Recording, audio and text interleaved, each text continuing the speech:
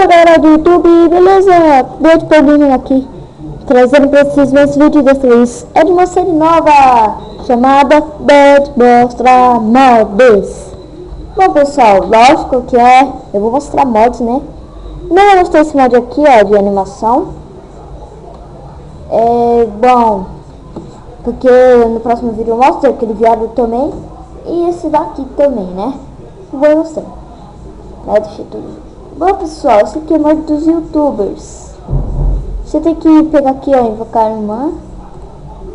Pega uma bigorna. Você pode pegar o youtuber que você quiser, né, pessoal? Deixa o link na descrição do vídeo, do mod, né? Ou se vocês quiserem, achem. Ó, um exemplo, o Budokan. O querido Budokan. Aqui, ó. Budokan certinho, pessoal. Aí ele atualizaram a skin dele em HD, né? Muito bom mesmo. Vamos pensar em outro.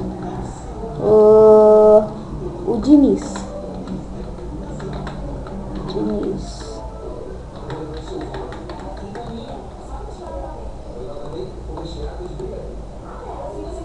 Olha, ele tá peladão, Diniz. Que isso, Diniz? Você tá bugado, Diniz? Vamos pegar outro aqui. Vamos colocar o Gabriel.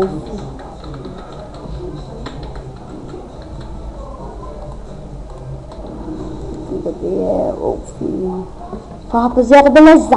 O Wolf aqui. Tá cheio. Bom, pessoal, da hora também que dá pra você domesticar o youtuber. Por exemplo, eu vou domesticar o Budokan. Calma aí. Tipo, na verdade, ele vai te ajudar, né? A combater monstros. Essas coisas. Eu acho que o meu mine vai crashar. Mas se crashar, porque eu já tô dizendo, né? Que é pesadinho o mod, né? Tá rodando bonzinho aqui no meu PC, né? Meu PC eu não tenho nada. Não é setup. Nossa, eu peguei ovelha, né? Legal, fera.